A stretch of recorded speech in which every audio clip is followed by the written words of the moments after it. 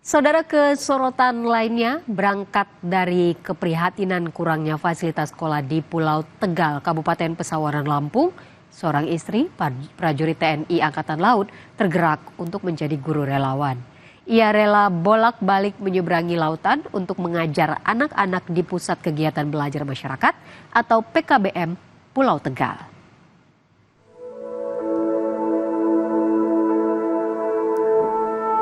Menembus ombak dan mengarungi lautan dengan perahu harus ditempuh sejumlah anak dan relawan guru untuk menuju Pulau Tegal yang masuk dalam Desa Gebang, Kecamatan Teluk Pandan, Kabupaten Pesawaran, Lampung. Di pulau ini terdapat pusat kegiatan masyarakat atau PKBM, tempat anak-anak dari Pulau Tegal dan sekitarnya belajar. Di Pulau Tegal tidak ada pendidikan sekolah formal karena jauhnya jarak yang harus ditempuh dan tidak tersedianya sarana transportasi yang diperlukan. Salah satu yang mempelopori berlangsungnya pembelajaran PKBM Pulau Tegal ini adalah sosok Tri Heri Dwi Santoso, istri dari prajurit TNI Angkatan Laut di Yonif 9 Marinir. Ia rela bolak-balik ke Pulau Tegal, mengabdikan dirinya sebagai pengajar PKBM Pulau Tegal. Kami datang ke sana melihat anak-anak yang semangat. Mereka waktu itu ke sekolah aja sampai menggunakan tas plastik, tidak menggunakan sepatu.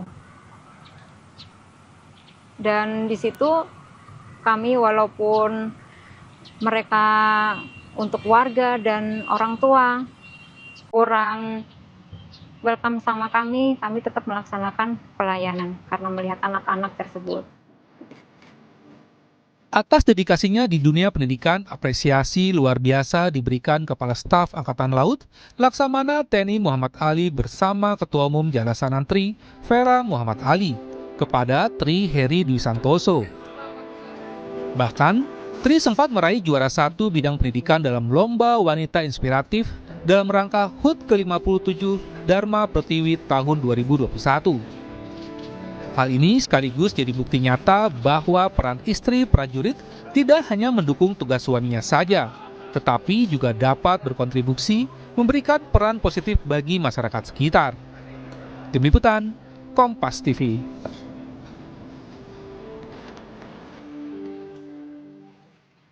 Saudara, demikian Jurnal Merah Putih hari ini. Terima kasih. Sampai jumpa.